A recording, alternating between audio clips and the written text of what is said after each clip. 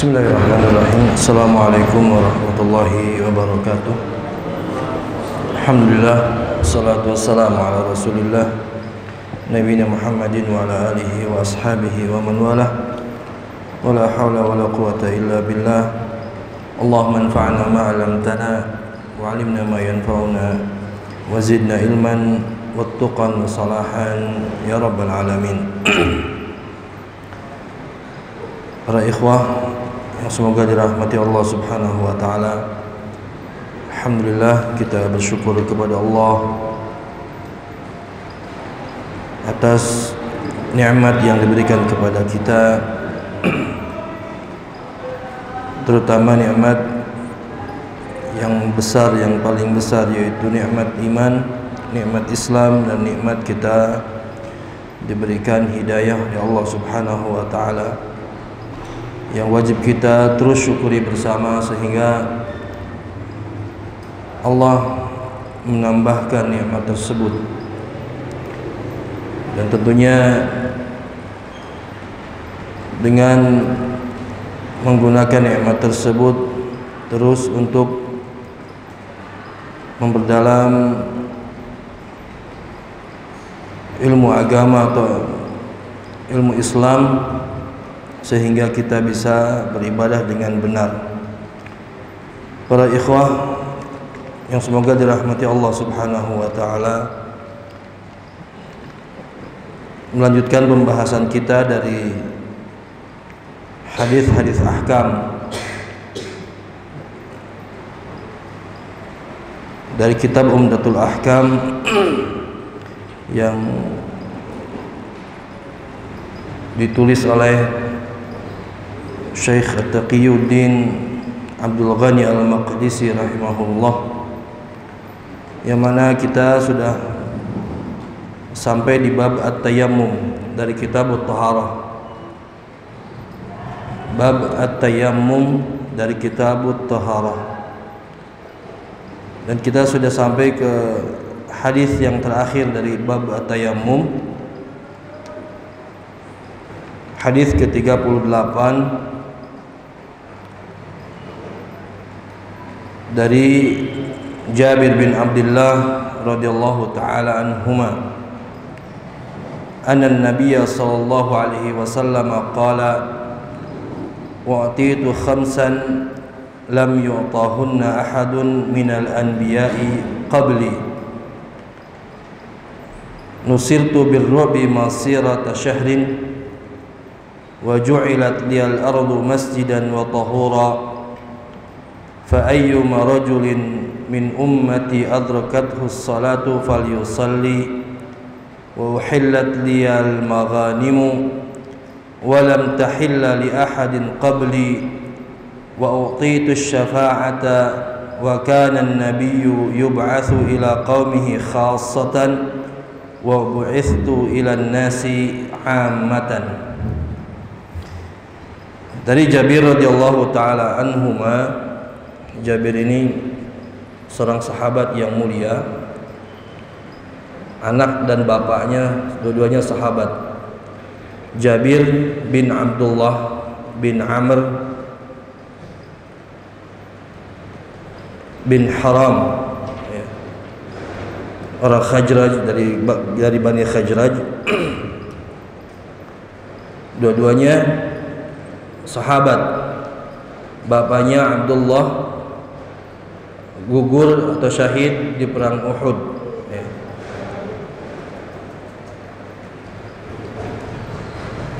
Beliau berkata, Nabi SAW dan Jabir ini termasuk salah satu sahabat yang banyak dari para sahabat yang banyak meriwayatkan hadis. Ya, ada Abu Hurairah, ada Ibnu Umar, ada Aisyah radhiyallahu taala anhum, kemudian Jabir bin Abdullah. Di antaranya para sahabat yang banyak meriwayatkan hadis. Beliau berkata bahwasanya Nabi sallallahu alaihi wasallam bersabda, "U'titu khamsan lam yu'tahunna ahadun minal anbiya'i qabli." Saya diberi kekhususan, kata Nabi sallallahu alaihi wasallam, oleh Allah Subhanahu wa taala 5 kekhususan. Dan kekhususan ini tidak diberikan kepada siapapun dari kalangan para nabi sebelumku, kata Nabi sallallahu alaihi wasallam. Yang pertama adalah nusirtu birru'bi masirata syahrin. Aku ditolong oleh Allah Subhanahu wa taala dengan rasa takut yang ditanamkan di musuh ketika atau sebanyak perjalanan 1 bulan. Wa ju'ilat liyal ardu masjidan wa tuhura, dan dijadikan bagiku tanah sebagai masjid dan suci. Dan ini yang menjadi syahid atau dalil tentang tayammum, ya, dari bab yang kita bahas sekarang ini. Fa ayyuma rajulin min ummati adrakathu as-salatu falyusalli. Siapa saja dari lelaki di sini tidak ada pengkhususan, bukan perempuan, tidak. Siapa saja dari kalangan umatku yang mendapatkan salat dimanapun, falyusalli, maka dia dirikanlah salat. Wa uhillat diyal maghanimu, dan dihalalkan bagi kami atau bagi saya ghanimah. Walam tahilla li ahadin qabli, dan itu semua tidak dihalalkan bagi umat sebelumku. Wa u'titu syafa'ata, dan aku diberikan syafaat. Wa kana an-nabiyyu yub'atsu ila qaumihi khassatan, dan nabi itu diutus kepada kaumnya secara khusus. Wa bu'itsu ila an-nasi 'amatan, sedangkan aku diutus kepada seluruh manusia secara umum. Ya. Para ikhwah yang semoga dirahmati Allah Subhanahu wa taala,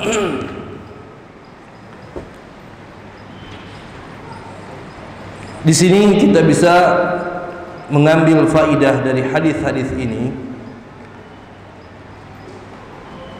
yang mana hadis ini dibawakan oleh muallif di akhir bab tayammum sebagai dalil untuk melengkapi hadis atau 2 hadis yang sebelumnya tentang tayammum, disyariatkannya tayammum. Kita sudah membahas tentang bagaimana Rasulullah SAW mengajarkan tayammum kepada sahabatnya Imran bin Husain, kepada Ammar bin Yasir radhiyallahu taala anhuma, ketika mereka berijtihad bahwasanya orang yang junub kemudian dia tidak mendapatkan air, maka dia berguling-guling seperti berguling-gulingnya hewan, sebagai ganti buat apa? Bersucinya. Maka Nabi SAW pun mengajarkan kepada mereka, pada sahabat ini, untuk melakukan tayammum, Nah, hadis ini, hadis yang terakhir ini sebagai penambah hadis-hadis yang sebelumnya tentang masyru'iyat tayammum, ya, tentang masyru'iyat at-tayammum. Namun ketika kita membaca hadis ini, ternyata banyak poin-poin atau faidah-faidah yang bisa kita ambil dari hadis ini, yang mana Allah Subhanahu wa taala di dalam hadis ini memberikan kekhususan kepada Nabi kita yang mulia sallallahu alaihi wasallam, yang mana kekhususan ini tidak diberikan kepada umat atau kepada nabi-nabi sebelumnya sallallahu alaihi wasallam. Dan ini merupakan keutamaan Nabi kita Muhammad sallallahu alaihi wasallam. Yang pertama adalah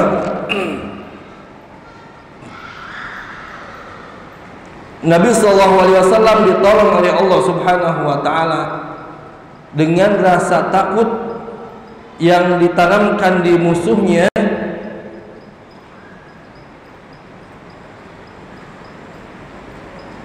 rasa takut itu ditanamkan perjalanan sebulan. Jadi Nabi SAW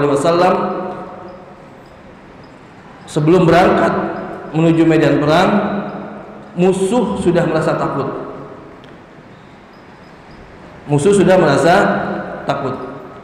Dan ini terjadi dikisahkan seperti dikisahkan ya dalam tarikh ketika Herakl yang berada di mana, di Furs ya. Dia merasa takut dengan kabar apa? Pasukan muslimin yang dipimpin oleh Nabi SAW akan menuju ke negaranya. Mereka sudah takut duluan. Ya, mereka sudah merasa takut duluan. Kemudian wa ju'ilat liyal ardu masjidan wa tahura.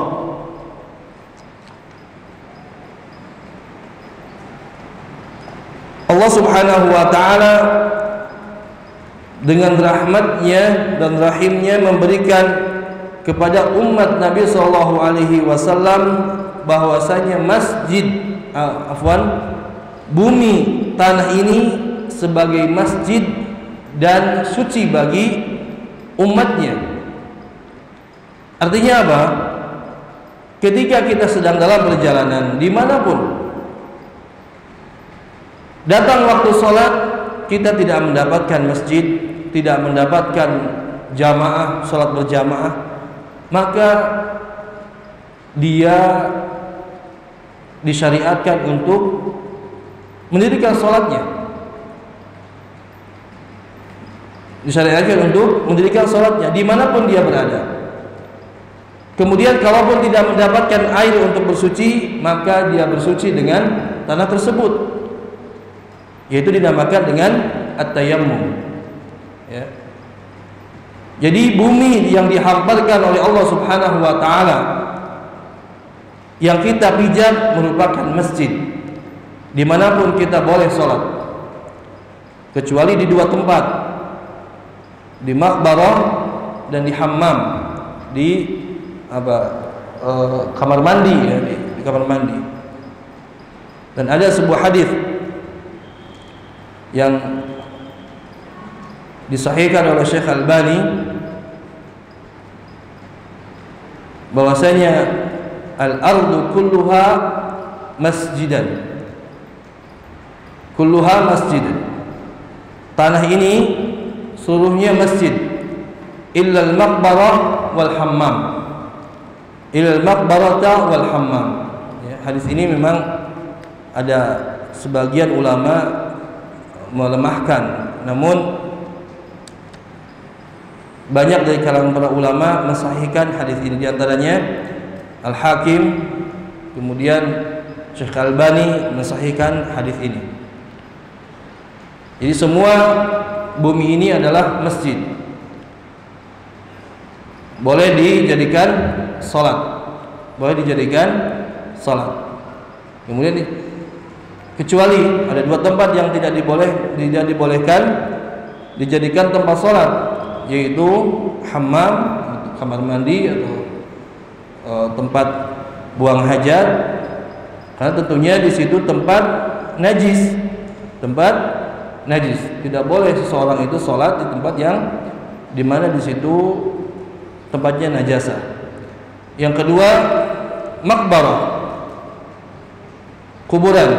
Dan ini kalaupun hadis ini tidak sahih ya, lemah, namun banyak hadis-hadis yang lain yang melarang kita untuk beribadah, untuk sholat di atas kuburan ya. Banyak hadisnya. Di antaranya hadis Nabi SAW tentang larangan la tajlisu 'alaiha wa la tusallu 'alaiha wa la tusallu ilaiha.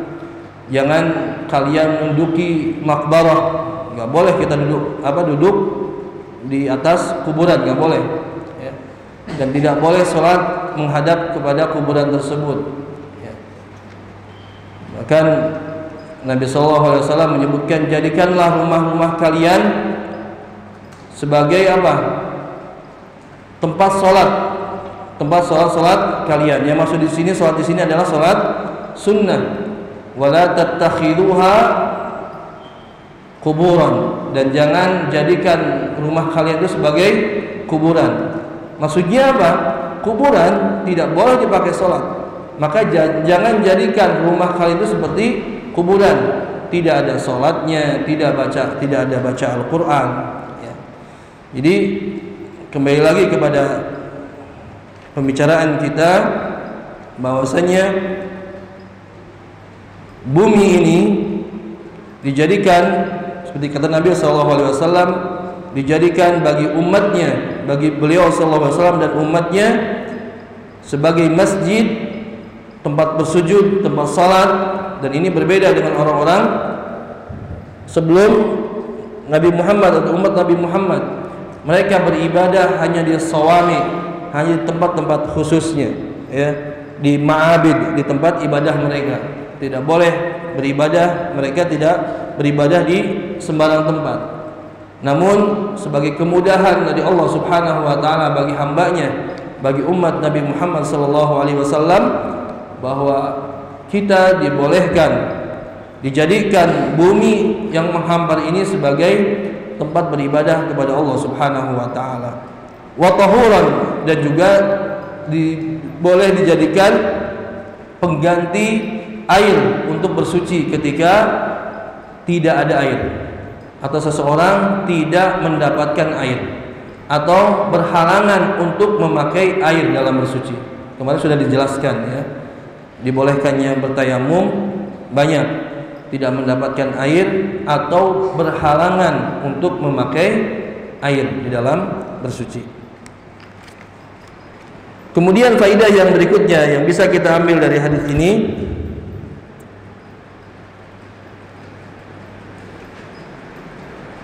annal ghanaim allati tu'khadh minal kuffar wal muqatilina halalun li hadzal nabi sallallahu alaihi wasallam wa ummatihi.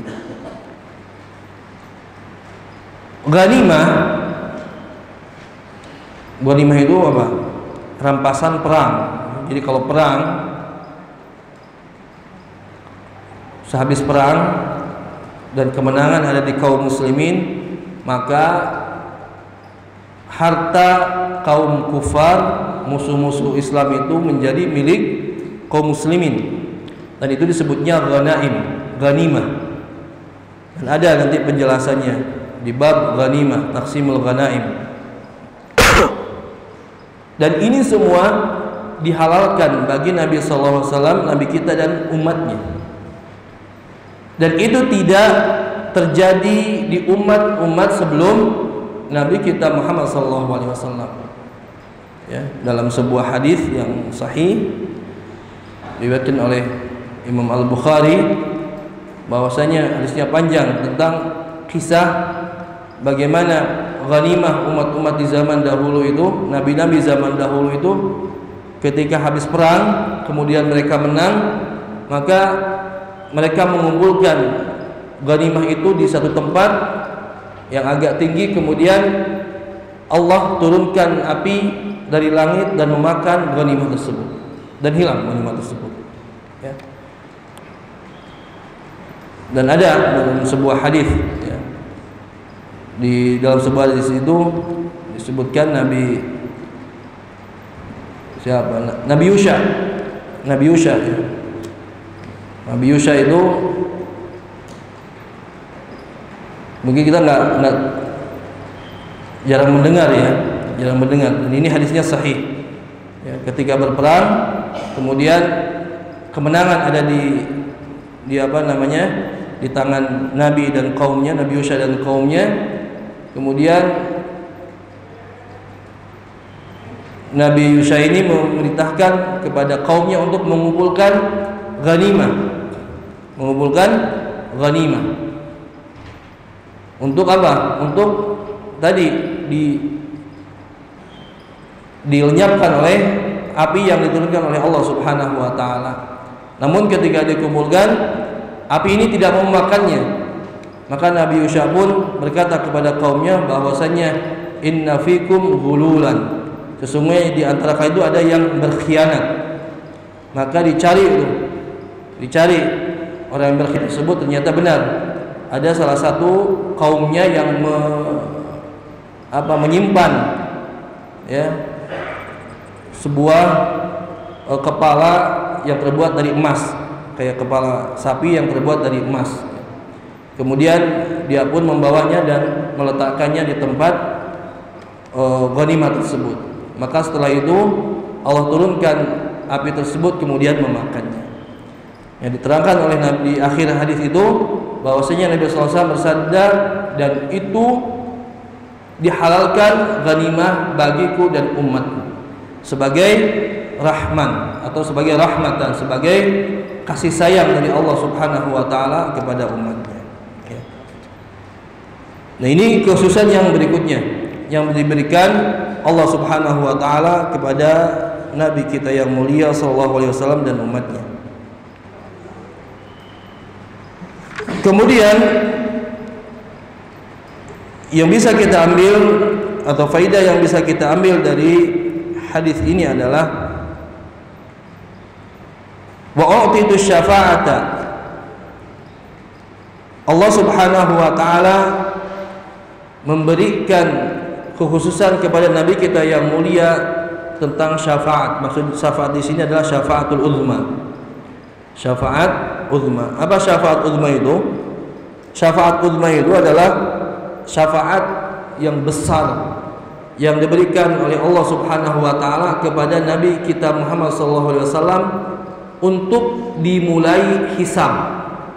Jadi dalam hadis yang panjang, ketika manusia dari awal sampai akhirnya dikumpulkan di padang mahsyar dengan terik matahari yang sangat panas, sehingga manusia pun dipenuhi atau dalam keadaan sengsara. Nasallahu assalamu wal afiyah. Semoga kita diberikan perlindungan ya oleh Allah Subhanahu wa taala di hari tersebut. Maka manusia pun berbondong-bondong pada waktu tersebut. Mereka menginginkan keputusan apa yang diputuskan oleh Allah Subhanahu wa taala yang namanya hisab. Ya. Akhirnya mereka berbondong-bondong datang kepada Nabi Adam. Nabi Adam pun angkat tangan dan beliau berkata, sesungguhnya Rabbku telah marah pada hari ini. Ya. Dan beliau menyebutkan dosanya, apa yang dilakukan oleh Nabi Adam sallallahu alaihi wasallam, alaihi salatu wassalam. Maka dia pun meminta untuk datang kepada Nuh, Nabi Nuh. Kaum ini datang ke Nabi Nuh. Sama juga, Nabi juga tidak bisa angkat tangan. Kemudian datang ke Nabi Ibrahim, datang ke Nabi Musa, datang ke Nabi Isa, semuanya sama. Para ulul azmi minar rusul ini ya, yang 5 ini tidak bisa, yang 4 ini tidak bisa memberikan syafaat. Tidak memberikan syafaat. Maka mereka pun datang kepada Nabi kita Muhammad SAW untuk diberikan syafaat. Maka Nabi SAW pun menghadap Allah Subhanahu wa ta'ala, bersujud di bawah arasy Allah Subhanahu wa ta'ala, meminta agar dimulai syafaat, untuk dimulai hisab. Maka dikatakan kepada Nabi Muhammad SAW, Isfa tushaffa, sal tu'ta. Mintalah wahai Muhammad, engkau akan diberikan. Mintalah syafaat dan engkau akan diberikan syafaat tersebut. Nah, maka dimulai ketika Nabi SAW meminta atau berikan syafaat, maka dimulailah penghisaban. Dan apa yang disebutkan oleh Nabi SAW ketika itu, ummati ummati, ya, umatku umatku ya Rabb. Dan Nabi SAW dalam sebuah hadisnya bahwasanya bersabda, likulli nabiyyin da'watun. Setiap nabi itu mereka mempunyai doanya masing-masing. Adapun aku akhtabi'u bida'wati syafa'atan li ummati yaumil qiyamah. Atau kama qala Nabi sallallahu alaihi wasallam. Sedangkan aku, doaku, aku akan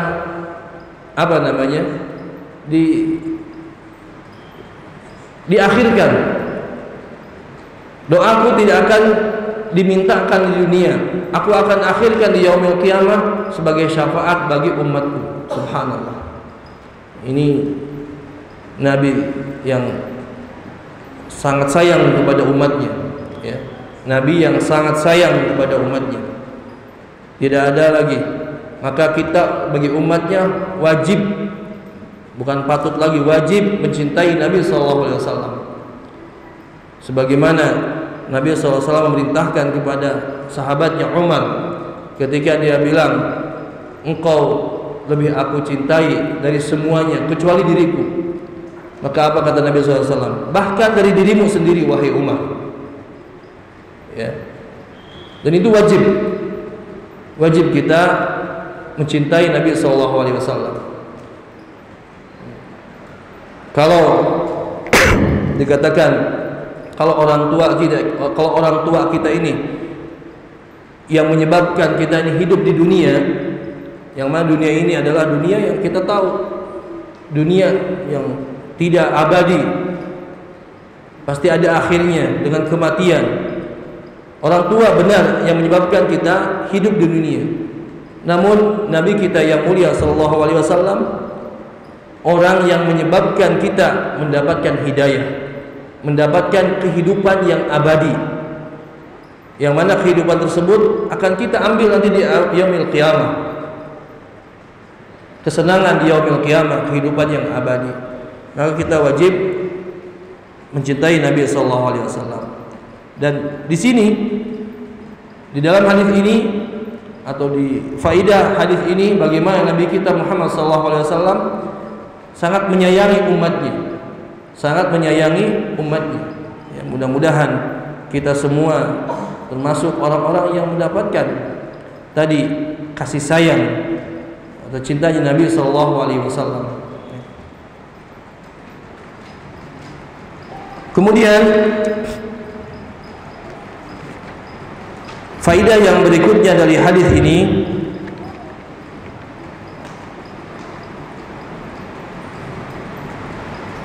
wa kana an-nabiyyu yub'atsu ila qaumihi khassatan wa bu'itsu ila an-nasi 'ammatan. Para nabi itu diutus untuk kaumnya secara khusus. Namun aku diutus kepada seluruh umat. Kenapa? Kalau para nabi sebelum Nabi kita Muhammad sallallahu alaihi wasallam, mereka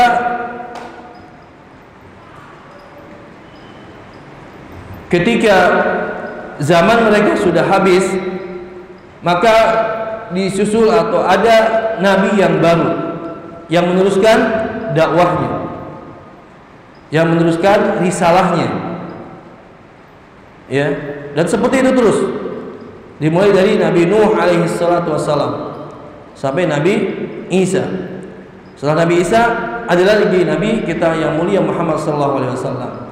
Adapun Nabi Muhammad sallallahu alaihi wasallam adalah nabi akhir, khatamul anbiya, paling akhirnya nabi. Tidak ada nabi setelahnya. Ini harus menjadi kaidah, menjadi keyakinan bagi kita semua. Ini jangan sampai ada yang punya keyakinan bahwa ada nabi baru. Itu sudah, ini akidah Ahlus Sunnah wal Jamaah. Akidah seorang muslim, seorang mukmin bahwasanya Nabi kita, Nabi Muhammad SAW adalah Nabi paling akhir. Tidak ada lagi Nabi setelahnya. Kalau ada yang ngaku-ngaku Nabi, maka itu adalah Nabi bohongan, Nabi palsu. Ya. Sudah jelas, wa khataman nabiyyin. Nabi Muhammad SAW sebagai khatam. Sebagai apa? Akhir. Nabi yang paling akhir. Dan tidak ada Nabi lagi setelah beliau SAW. Maka risalahnya, syariatnya, dakwahnya menyeluruh bagi seluruh umat yang ada pada zaman Nabi SAW atau orang-orang yang terus hidup setelahnya. Sampai kapan? Sampai akhir zaman, sampai datangnya yaumul qiyamah.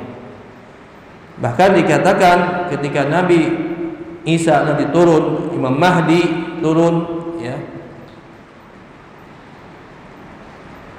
mereka mengikuti syariat Nabi SAW. Mereka mengikuti syariat Nabi SAW.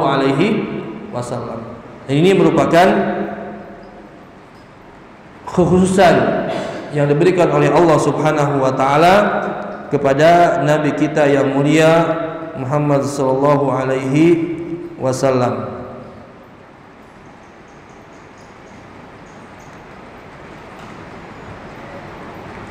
Maka dengan ini para ikhwah, hadis ini juga mengabarkan kepada kita bahwasanya Nabi SAW memiliki keutamaan dibanding nabi-nabi yang sebelumnya. Wa tafdhil ummatahu ala sa'iril umam. Wa tafdhil ummatihi ala sa'iril umam. Dan umat Nabi SAW dan kita dibanding dengan umat-umat yang sebelumnya. Ya. Jadi umat Nabi Muhammad itu memiliki keutamaan. Ya, banyak keutamaannya. Di antaranya hadis yang tadi, ya, kata Nabi SAW ketika apa? Ketika diberikan syafaat udma oleh Allah Subhanahu wa taala, apa yang disampaikan, apa yang diucapkan oleh Nabi kita yang mulia, ummati ummati. Ya. Umatku umatku ya Rasulullah, ya Allah Subhanahu wa taala, ya. Dan juga umat Nabi SAW diberikan kekhususan dengan apa? Mukanya, tangannya, kakinya bercahaya, ya, di yaumil qiyamah. Bisa dibedakan ketika umatnya nanti di yaumil qiyamah, bisa dibedakan manusia itu dengan apa? Kalau itu umatnya Nabi SAW, mukanya, tangannya, kakinya bercahaya, ya, gurran muhajjalin, kata Nabi SAW. Gurran muhajjalin, mukanya bercahaya, tangannya bercahaya, bisa dibedakan. Tapi itu juga bagi yang apa? Yang taat beribadah, ya, berwudu, sholat, ya. Jadi cahayanya yang ditimbulkannya itu adalah bekas dari wudu-wudunya, bekas dari wudu-wudunya, ya. Maka Abu Hurairah radhiyallahu taala anhu dalam sebuah hadis selanjutnya itu, barang siapa yang ingin cahayanya dipanjangkan, falyutil hurratahu, katanya.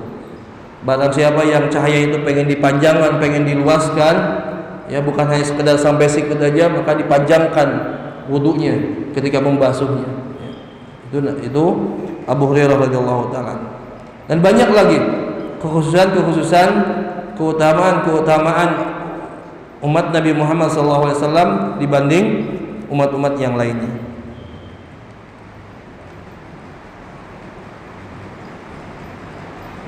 Dan hadis ini juga menyampaikan kepada kita bagaimana nikmat Allah ini sangat banyak sekali, ya. Nikmat Allah yang diberikan kepada umat Nabi Muhammad ini sangat banyak sekali. Kalau kita mengingkarinya, maka azab Allah sangat pedih dan kita wajib mensyukurinya. Wajib mensyukurinya semua nikmat yang diberikan Allah Subhanahu wa taala kepada kita. Dan barang siapa yang mensyukurinya, Allah pasti akan menambah nikmat tersebut.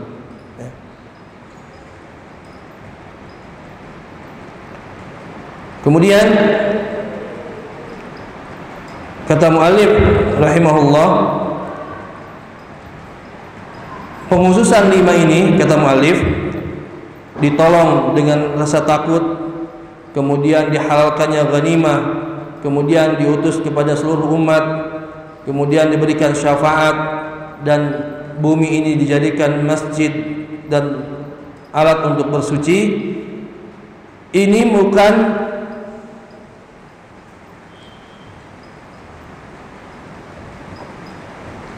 penghususan atau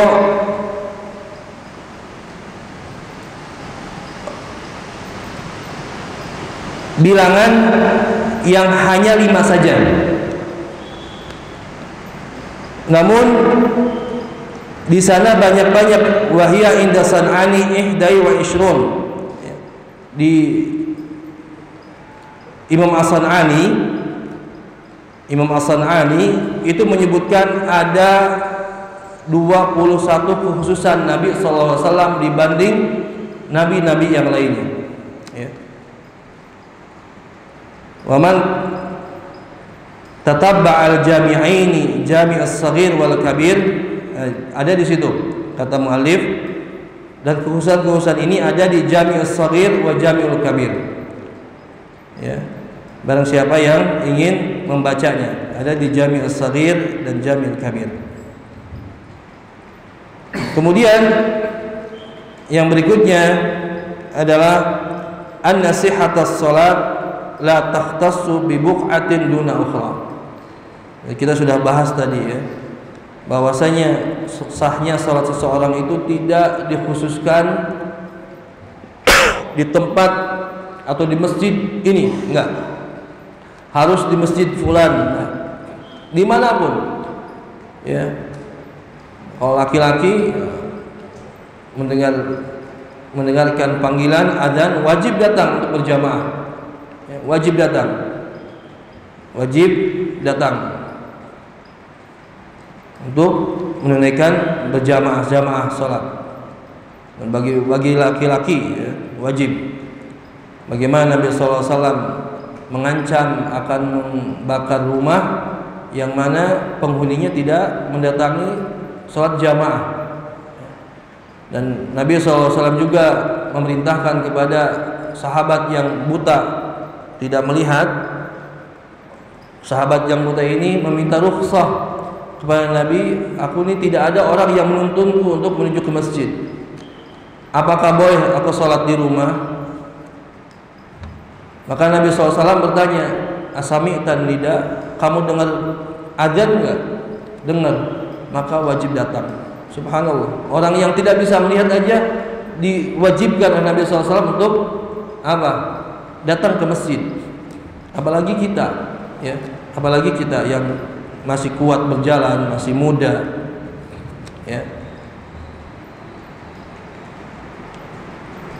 Dan namun ketika kita sedang safar, sedang bukan mukim misalkan, dan kita tidak mendapatkan masjid ya, atau tempat berjamaah, maka boleh di situ kita melaksanakan sholat dan sah sholatnya. Jadi Allah jadikan bumi ini tempat sholat, mau dimanapun. Yang penting 2 tempat yang tadi tidak boleh ya, tempat tadi yang tidak boleh, makbarah, kuburan, dan kamar mandi, atau tempat-tempat yang di situ ada najisnya. Karena dari syaratnya kita menunaikan sholat harus bersih dari najis, tempatnya harus bersih dari najis.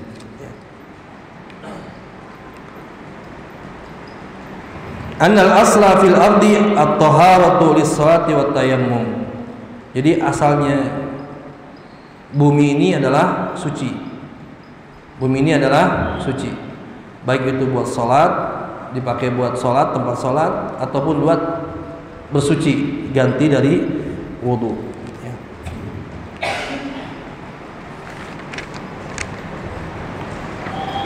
Ini mungkin yang bisa disampaikan pada pertemuan ini. Mudah-mudahan ya, Allah Subhanahu wa Ta'ala memberikan hidayah dan taufiknya kepada kita dan menjadikan kita orang yang selalu mendengarkan kebaikan, mendengarkan nasihat dan mengamalkannya. Dan semoga Allah Subhanahu wa Ta'ala menjadikan kita atau memberikan taufik dan hidayahnya untuk beristiqamah, bisa istiqomah di dalam menjalankan ibadah-ibadah kita atau kewajiban-kewajiban kita dari ibadah kepada Allah Subhanahu wa Ta'ala. Mudah-mudahan kita bisa dipertemukan di pertemuan berikutnya dengan pembahasan bab yang baru dari bab atau kitabut thaharah. Wa sallallahu ala nabiyyina Muhammad. Subhanakallahumma bihamdik asyhadu an la ilaha illa anta astaghfiruka wa atubu ilaik. Assalamualaikum warahmatullahi wabarakatuh.